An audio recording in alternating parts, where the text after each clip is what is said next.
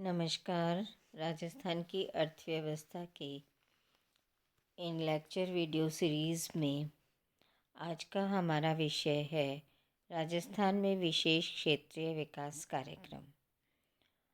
जैसा कि आपको पिछले अध्यायों में बताया जा चुका है कि किस प्रकार से राजस्थान एक बहुत बड़ा प्रदेश है। राजस्थान पूरे भारत का सबसे बड़ा राज्य है। इसका क्षेत्रफल यदि हम विश्व के अनेक देशों से तुलना करें तो हमें बहुत अधिक प्राप्त होता है। जैसे राजस्थान का क्षेत्रफल इंग्लैंड का 2.5 गुना, जापान का 8 गुना और इज़राइल का 17 गुना है। इतने बड़े राज्य में जहाँ विभिन्न प्रकार की जलवायु, विभिन्न प्रकार की भौगोलिक दशाएं प्राप्त हैं, वहाँ विभिन्न प्रकार की समस्याओं का होना बिल्कुल स्वाभाविक है। ऐसे में राजस्थान में ग्रामीण विकास, रोजगार संवर्धन व विभिन्न क्षेत्रों की विशेष किस्मों की समस्याओं को हल करने के लिए कई प्रकार के कार्यक्रम संचालित किए जा रहे हैं। इनमें जो प्रमुख कार्यक्रम हैं उनकी आज हम चर्चा करते हैं। सबसे पहले हम यह जानें कि आखिर ये विशेष कार्यक्रम क्यों बनाए गए हैं। तो क्योंकि राज्य में 61% लैंड एरिया इस प्रकार का है जो रेगिस्तानी क्षेत्र में आता है, तो ऐसे क्षेत्र के लिए सूखा संभावित क्षेत्र कार्यक्रम, मरु विकास कार्यक्रम ये बहुत ज़रूरी है। दूसरी ओर राज्य में बहुत बड़ा क्षेत्र और राज्य की एक बहुत बड़ी जनसंख्या जनजातीय क्षेत्रों में आती है, तो उस जनजाति क्षेत्रों में, वनवासी क्षेत्र में निवास करने वाली जनसंख्या को मुख्य धारा में जोड़ने के लिए जनजाति क्षेत्रीय विकास कार्यक्रम, अरावली विकास कार्यक्रम, दस्यु संभाव्य क्षेत्रों के जो कंदराएं बन गई हैं, जो बीहड़ बन गई हैं, उनमें निवास करने वाले लोगों की अपनी भिन्न प्रकार की समस्याएं हैं, तो उनके लिए भिन्न प्रकार के कार्यक्रमों की आवश्यकता होती है। सीमावर्ती क्षेत्र, जैसा कि राजस्थान का बहुत बड़ा भूभाग, बहुत बड़ी सीमा, अंतर्राष्ट्रीय सीमा है जिसकी अपनी अलग समस्याएं हैं, तो हमें सीमावर्ती क्षेत्र के विकास के लिए भी अलग से कार्यक्रम करने पड़ते हैं। उन अलग से कार्यक्रमों में भी और अधिक विशेष तौर पर अंतर्राष्ट्रीय सीमा पर किए जाने वाले जो आर्थिक बदलाव हैं वे भी शामिल होते हैं। अब हम सूखा संभाव्य क्षेत्र कार्यक्रम के बारे में विचार करते हैं। यह कार्यक्रम 1974-75 में केंद्र प्रवर्तित स्कीम के रूप में प्रारंभ किया गया था। इसकी वित्तीय सहायता केंद्र व राज्य को 75% व 25% रखी गई थी। केंद्र इसमें 75% हिस्सा निभाता है। इस कार्यक्रम का उद्देश्य सूखे की संभावना वाले क्षेत्रों की अर्थव्यवस्था में सुधार करना है। जिसके लिए भूमि व जल के उपलब्ध साधनों का सर्वोत्तम उपयोग किया जाना है, ताकि इन क्षेत्रों में अकाल व सूखे के प्रतिकूल प्रभाव कम किए जा सकें। और मिट्टी व नमी का संरक्षण करना, जल संसाधनों का विकास करना, वृक्षारोपण करके इस क्षेत्र के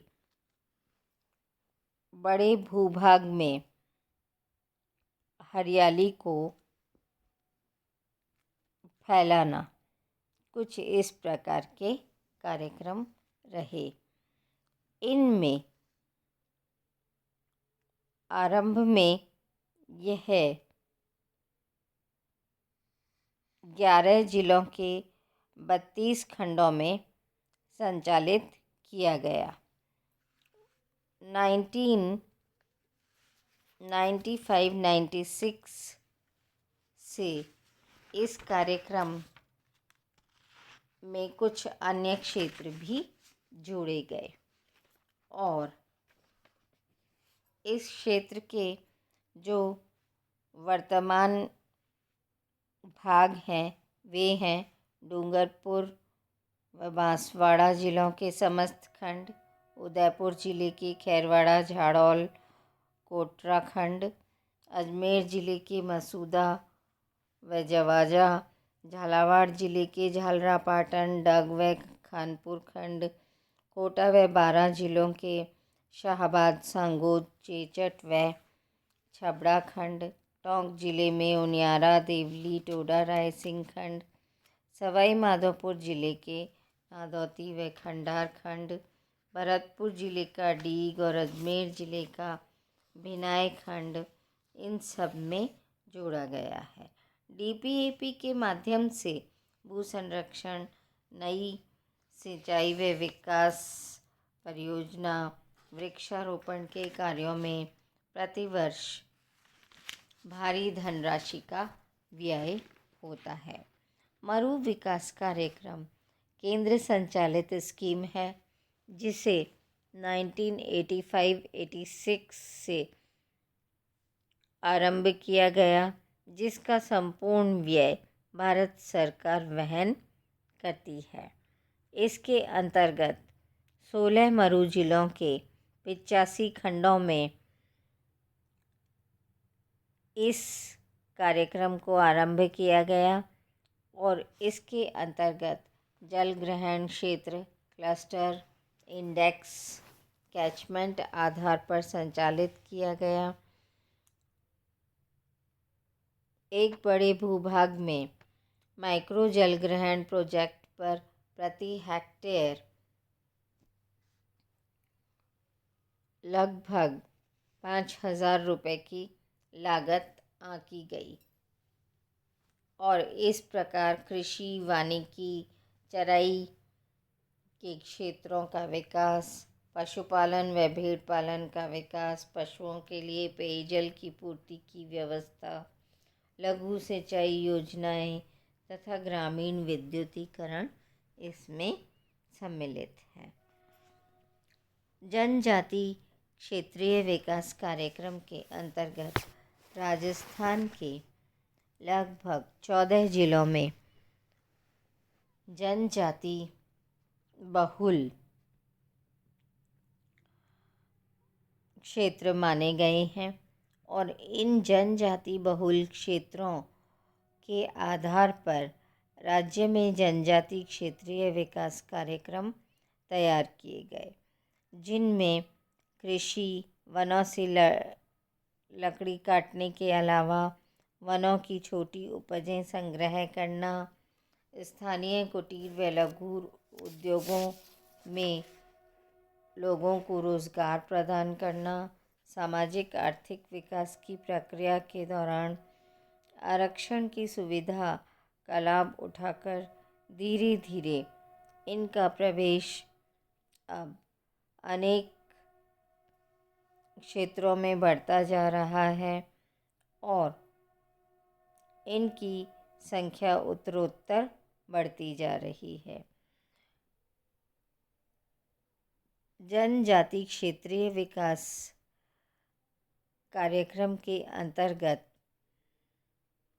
जनजातियों के लिए उपयोजना बनाना और ये जनजातियों के लिए बनाई गई उपयोजना के अंतर्गत परिवर्तित क्षेत्र विकास दृष्टिकोण मॉडिफाइड एरिया डेवलपमेंट अप्रोच माडा के तहत कई जिलों के विभिन्न गांवों और उनमें विभिन्न समूहों को चयन करके उन्हें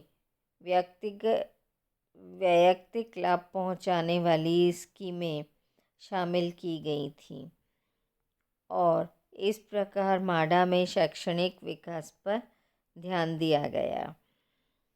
शहरिया विकास कार्यक्रम, जो कि विशेष रूप से कोटा बारा जिले के शाहबाद व किशनगंज पंचायत समितियों के 50,000 लोग शहरिया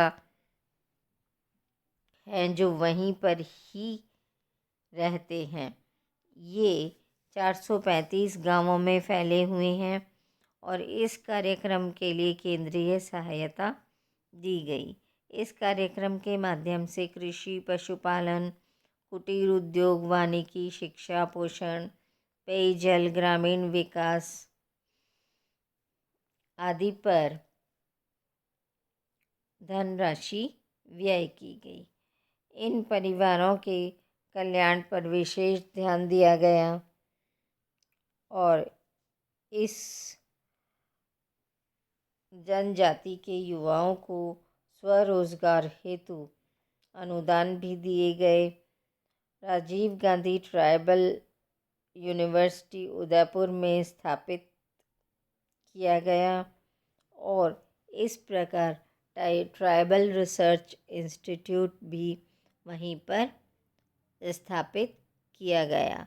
बिखरी जनजाति के लिए भी विकास कार्यक्रम बनाए गए।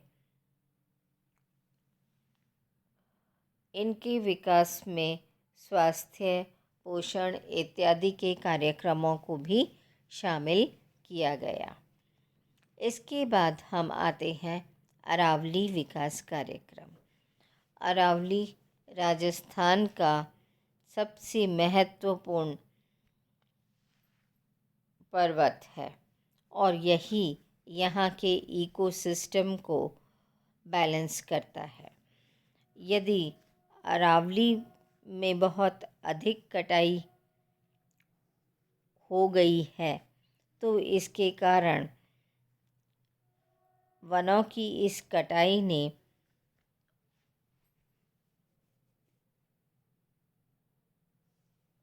मरुस्थल का विस्तार करना आरंभ कर दिया और इसके कारण जो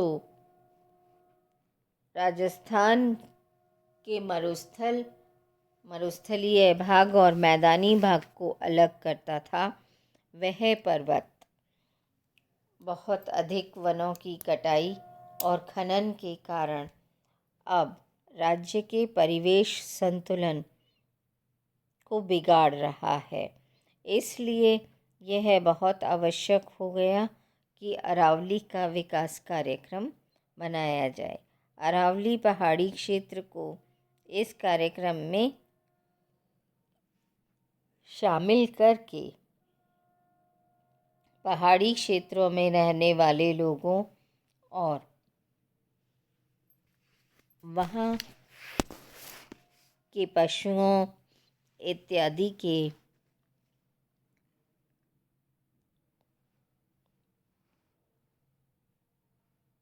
विकास पर भी ध्यान दिया जा रहा है। यह कार्यक्रम 16 जिलों के 120 खंडों में आरंभ किया गया। पहले अरावली की पहाड़ियों में सघन वन और वृक्ष हुआ करते थे, जिनमें अनेक वन्य प्राणी पाए जाते थे। कालांतर में वृक्षों की बहुत कटाई के कारण संपूर्ण परिवेश व्यवस्था अस्त व्यस्त हो गई और इससे आर्थिक, सामाजिक एवं सांस्कृतिक ह्रास हुआ। अब आवश्यकता इस बात की है कि अरावली पर्वतीय क्षेत्र का पुनरुद्धार करके पुनर्जीवन दिया जाए और इस कार्यक्रम के अंतर्गत स्थानीय साधनों का विकास करना, स्थानीय लोगों की आवश्यकताओं व आकांक्षाओं के आधार पर विकास की योजनाएं बनाना, वनों का विकास, मिट्टी व जल साधनों का संरक्षण, ईंधन की लकड़ी व चारे की सप्लाई बढ़ाकर वनों की कटाई को रोकना, ऊर्जा के वैकल्पिक स्रोतों का विकास किया जाना, फलोत्पादन बढ़ाया जाना, चारे की सप्लाई बढ़ाना, रेगिस्तान को गंगा के मैदानों की ओर बढ़ने से रोका जाना सबसे महत्वपूर्ण है। व्यर्थ पड़ी हुई भूमि का सदुपयोग करके वहाँ पेड़ पौधे लगाकर जल संरक्षण और चारागाह विकास किया जाना, जिससे लोगों में सामुदायिक विकास की भावना का सृजन हो। इन क्षेत्रों में सामाजिक विकास में बहुत अधिक मदद मिल सकती है। अरावली में पुनः वनों को विकसित करने के लिए वहाँ अरावली वन रोपण प्रोजेक्ट भी तैयार किया गया और इसके लिए अरावली क्षेत्र में वायुयान से बीजों को फैलाया गया है ताकि स्थान स्थान पर पेड़ उगकर अपने आप वनों का निर्माण संभव हो सके। क्षेत्रीय विकास के अन्य महत्वपूर्ण कार्यक्रमों में दस्यु संभाव्य कार्यक्रम या कंदरा विकास कार्यक्रम बहुत महत्वपूर्ण है। यह डांग क्षेत्र के विकास का कार्यक्रम भी माना जाता है। कोटा, बूंदी, सवाई माधोपुर, बारां, झालावाड़, करौली, भरतपुर और धौलपुर, ये 8 जिले डांग क्षेत्र में आते हैं और इस डांग क्षेत्र के विकास के लिए सरकार ने 1995-96 से नए कार्यक्रम आरंभ किए और जिस से इन क्षेत्रों के विकास से बीहड़ों का फैलाव आसपास के उपजाऊ कृषिगत क्षेत्रों में न हो सके और इन क्षेत्रों की खोई हुई उत्पादन क्षमता को वापस प्राप्त किया जा सके। मेवात क्षेत्र विकास कार्यक्रम मेव जाति के लोगों के लिए बनाया गया। राजस्थान सरकार ने 1987 में मेवात प्रादेशिक विकास बोर्ड की स्थापना की ताकि अलवर व भरतपुर जिलों के मेवात क्षेत्रों का विकास हो सके। इसमें 8 पंचायत समितियां अलवर जिले की, 3 पंचायत समितियां भरतपुर जिले की शामिल थीं। इनका मुख्य कार्य प्रशासनिक, वित्तीय व विकास कार्यों की मॉनिटरिंग करना था। इस कार्यक्रम के अंतर्गत सड़क निर्माण, सिंचाई, पेयजल, प्रशासनिक व अन्य कार्य शामिल थे। मगरा क्षेत्र विकास कार्यक्रम अरावली के केंद्रीय पहाड़ी प्रदेश परंपरा से मगरा कहलाते हैं। यह 3 प्रशासनिक इकाइयों के संगम पर स्थित है। मेवाड़, मारवाड़ और पूर्व ब्रिटिश शासित प्रदेश अजमेर मेरवाड़ा। यह इस क्षेत्र को सामाजिक आर्थिक दृष्टि से विकसित करने के लिए राजसमंद जिले के 6 खंड, अजमेर के 2 खंड, पाली के 2 खंड, भीलवाड़ा के 3 खंड और चित्तौड़गढ़ जिले के 1 खंड पर यह कार्यक्रम लागू किया गया है और इसके अंतर्गत यहाँ इस क्षेत्र के विकास का कार्य किया जा रहा है। समन्वित व्यर्थ भूमि विकास कार्यक्रम के अंतर्गत जयपुर, जोधपुर, टोंक, उदयपुर, भीलवाड़ा, झालावाड़, सीकर, अजमेर, जैसलमेर और पाली, इन 10 जिलों में व्यर्थ पड़ी भूमि पर विकास के कार्यक्रम तैयार किए जा रहे हैं। और जब ये सब विकास के कार्यक्रम तैयार किए गए तो इनमें उस प्रकार की क्षमताओं का विकास करना कि ये उस क्षेत्र को अधिक सशक्त कर सकें और वहाँ पर जल ग्रहण परियोजनाओं का विकास करना था। सीमावर्ती क्षेत्र विकास कार्यक्रम के अंतर्गत बाड़मेर, जैसलमेर, बीकानेर व गंगानगर, इन 4 जिलों के 16 विकास खंडों में इस कार्यक्रम को आरंभ किया गया और इस कार्यक्रम में इन क्षेत्रों के आर्थिक प्रगति के कार्य किए गए। इन कार्यों में पब्लिक वर्क्स, विद्युत, सार्वजनिक स्वास्थ्य, भेड़ व ऊन, शिक्षा, पशुपालन, मानवीय संसाधनों के विकास आदि के कार्य सम्मिलित किए गए। पश्चिमी राजस्थान, जो कि काफ़ी पिछड़ा हुआ है, उसका विकास करना अति आवश्यक है। लोगों के पास में वहाँ पर रोज़गार के साधन नहीं हैं। जो कृषक हैं वे भी बहुत मुश्किल से एक ही फसल उगा पाते हैं और शेष समय उनके पास में कोई कार्य नहीं रहता है। उन्हें विकास की मुख्य धारा में जोड़ना, उनके लिए रोज़गार के साधनों का विकास करना, रोज़गार पर लगाना और उनकी आय में वृद्धि करना बहुत ही आवश्यक है, क्योंकि वह क्षेत्र अंतर्राष्ट्रीय सीमा से जुड़ा हुआ है। अतः अंतर्राष्ट्रीय सीमा पर यदि लोग बेरोज़गार होंगे तो असामाजिक गतिविधियों के बढ़ने की संभावनाएं बढ़ जाती हैं।